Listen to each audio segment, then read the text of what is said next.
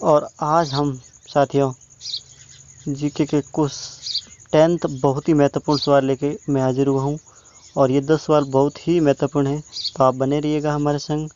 और बहुत ही खास सवाल है, हर प्रकार के कंपटीशन एग्ज़ाम में ये सवाल अक्सर आते ही रहते हैं। तो शुरू करते हैं आज का सफ़र। सूची 1 और सूची 2 में सम्मिलित कीजिए। दोस्तों ये सवाल अक्सर IAS, RAS, पटवारी, बहुत सी वैकेंसियों में अब इस प्रकार के सवाल आने लग गए हैं, जिससे हमें थोड़ा डिफ़िकल्ट हो जाता है इसको समझने में भी, क्योंकि बहुत सारे टॉपिक को याद करना पड़ता है, तभी जाके एक क्वेश्चन सॉल्व होता है। अब इन्होंने सुमेलित करने को कहा है कि मगध, वंश, कौशल, अवंती ये पुराने क्षेत्र थे। आधुनिक जो नगर है उनका क्या नाम है? तो आपके पास थोड़ा सा समय है, आप एक बार अपने दिमाग में बैठा लीजिएगा कि सही उत्तर क्या हो सकता है, सुमेलित कर लीजिएगा और हाँ, कमेंट सेक्शन में अपनी बात रख दीजिएगा। इसका सही जवाब 1 नंबर ऑप्शन है। मगध का आधुनिक क्षेत्र है पटना व गया के ज़िले हैं उस। वंश जो क्षेत्र है वो इलाहाबाद में है। कौशल है जो अवध में है और अवंती है जो मालवा का भाग है दोस्तों। प्रश्न संख्या 2, कदम्ब राज्य की स्थापना मयूर शर्मन ने की थी। उन्होंने अपनी राजधानी कौन सी बनवाई थी दोस्तों? थोड़ा सा टाइम मैं आपको दे रहा हूँ। कदम्ब राज्य ने स्थापना मयूर शर्मा ने की थी। कदम्ब एक राज्य था इतिहास का जिसकी स्थापना मयूर शर्मा ने की थी। उसने अपनी राजधानी कौन सी बनवाई थी?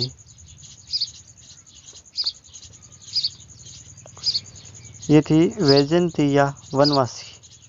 कदम्ब दक्षिणी भारत का एक ब्राह्मण राजवंश था दोस्तों।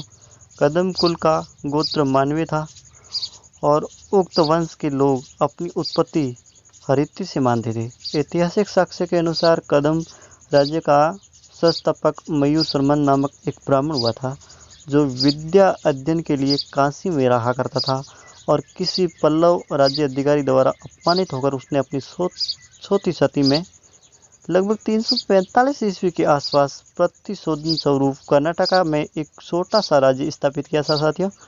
अब याद रखने की बात यह है कि इन्होंने ये स्थापित लगभग 345 ईसा पूर्व में किया था। उस राज्य की राजधानी वैजयंती अथवा वनवासी रखा था। 6वीं शताब्दी के प्रारंभिक दशाब्दों में रवि वर्मन एक राजा हुआ था जिसने अपनी राजधानी वनवासी को हटाकर पालासी का रख दिया था। तो दोस्तों इसका सही जवाब तो यही है कि कदम्ब राज्य की जो राजधानी थी जो थी वनवासी। प्रश्न तीसरा, निम्न में से कौन से ग्रंथ में सर्वप्रथम देवकी के पुत्र कृष्ण का वर्णन किया गया है? यूँ तो अपने भारत में ग्रंथ घना ही लिखियोड़ा है, लेकिन भगवान श्री कृष्ण जो देवकी जी का पुत्र हा हैंगो पहला की ग्रंथ में आपने मिली हो?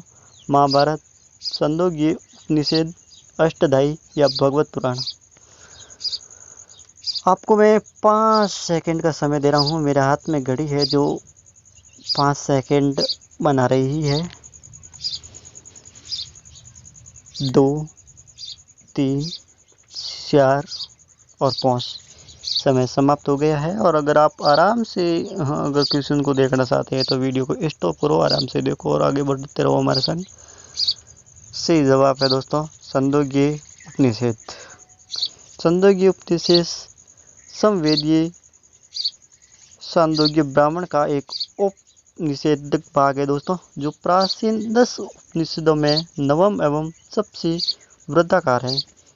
इनके 8 प्रपाठकों में प्रत्येक में एक अध्याय भी है दोस्तों। प्रश्न चौथा, मालती माघव के लेखक कौन थे? ग्रंथ था मालती माघव। इनके जो लेखक थे उनका नाम आपको बताना है।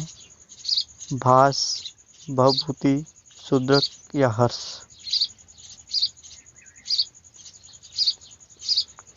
सही जवाब है भवभूति। साथियों, भवभूति संस्कृत के एक महान कवि एवं सुरश्रेष्ठ नाटककार हुए थे। इनके नाटक कालिदास के नाटकों के समतुल्य माने जाते हैं। भवभूति ने अपने संबंध में महावीर चरित्र की प्रस्तावना में लिखा है कि उनके गुरु का जो नाम था वो था ज्ञान निधि था। साथियों, मालती माधव 10 अंकों का एक प्रवर्तन है। इनमें मालती और माधव की कल्पना प्रस्तुत एक प्रेम कथा भी लिखी है। दोस्तों, ये ग्रंथ एक प्रेम कथा है। साफ बात ये है, युवा अवस्था के उन्मादक प्रेम का एक उत्कृष्ट वर्णन इस ग्रंथ में है। इसके स्थान पर प्रकृति का भी बहुत ही खूबसूरत चित्र उकेरा गया है इस ग्रंथ में। तो समय निकाल के एक बार आप ज़रूर पढ़िएगा। मालती माधव जो है उनका एक ग्रंथ है भवभूति, उनको आपको बहुत आनंद आएगा।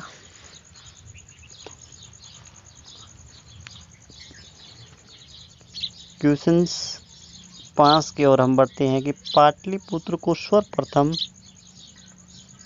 अपनी राजधानी बनाया। महाराज घनानंद ने तो पाटलिपुत्र की बजाय अवध को अपनी राजधानी बनाया था, लेकिन पाटलिपुत्र सर्वप्रथम किस शासक ने अपनी राजधानी के रूप में चुना? ऑप्शन है चंद्रगुप्त मौर्य, अशोक महान,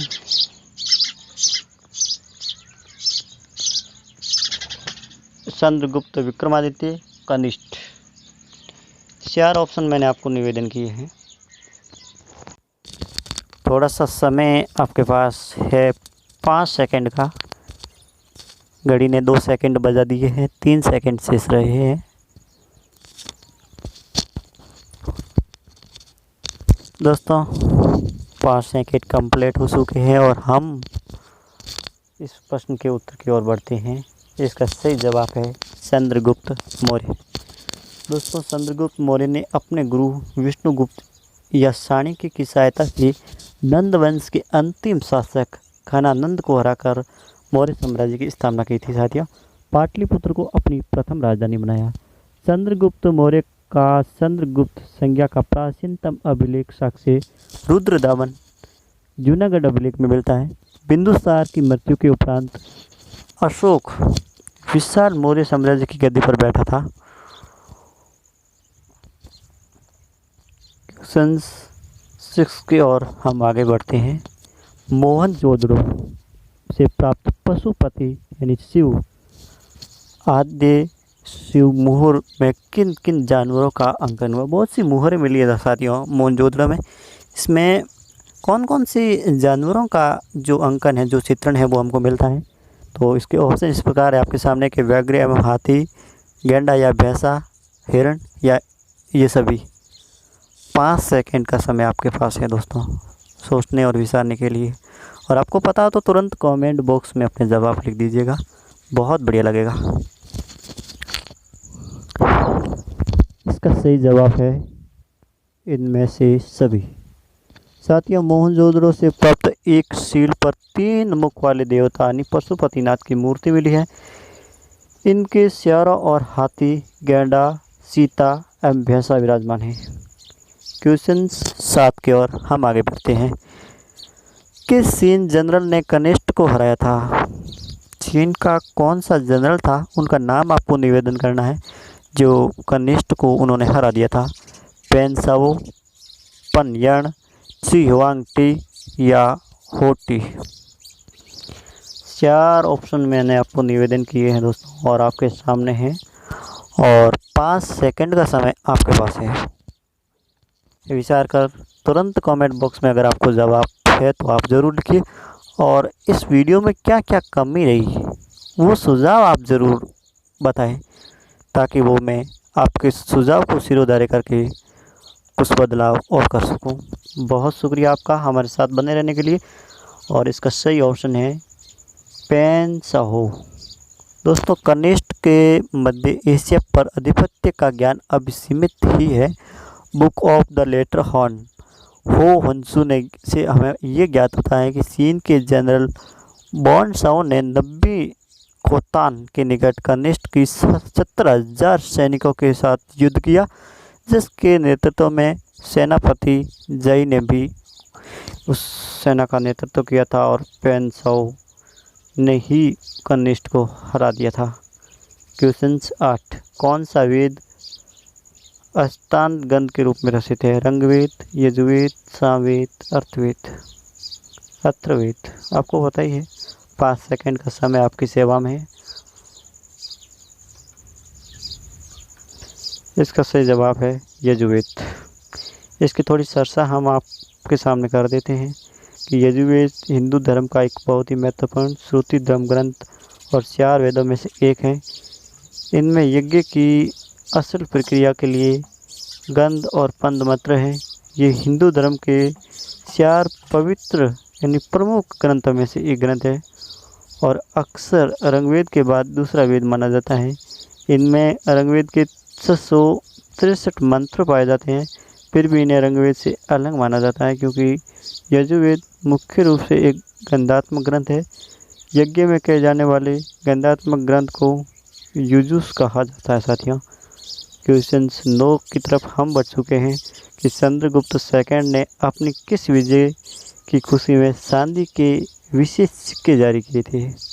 चंद्रगुप्त सेकंड जिन्होंने किसको खुशी में मान लो कौन सी विजय हुई थी, उनको प्राप्त हुई थी, उस खुशी में उन्होंने सिक्के जारी किए थे चांदी के। तो ऑप्शंस आपके इस प्रकार है कि बाल्हिक प्रदेश को जीतने के बाद, हुनों को परास्त करने के बाद, चकों को परास्त करने के बाद, या इनमें से कोई नहीं। सही जवाब है चकों को पराजित करने के बाद।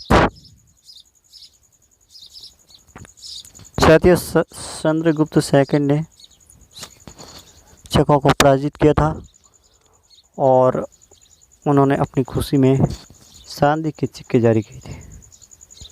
क्वेश्चन 10, 6वीं शताब्दी ईसा पूर्व के दौरान बड़े राज्यों के उदय का मुख्य कारण था? ये 10वां और आखिरी क्वेश्चन है और 5 सेकंड का समय आपके साथ है। उत्तर प्रदेश और बिहार में व्यापक पैमाने पर लोहे का उपयोग, जनजातीय समाज में अधिक व्यवस्थापूर्ण जीवन का मार्ग प्रशस्त, व्यापार एवं वाणिज्य उद्योग, या इनमें से कोई नहीं। इसका सही जवाब है उत्तर प्रदेश और बिहार में व्यापक पैमाने पर लोहे का उपयोग।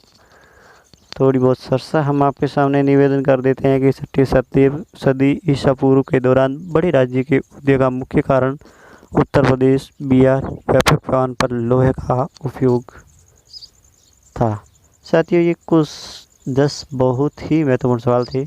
इनमें से मैं उम्मीद करता हूँ कि आप 7 सवाल अगर राइट करते हैं तो आप अपनी कंपटीशन वैकेंसी में बहुत आगे हैं, काफ़ी आगे हैं। बहुत कुछ पढ़ा है और थोड़ा बहुत पढ़ना बाकी है।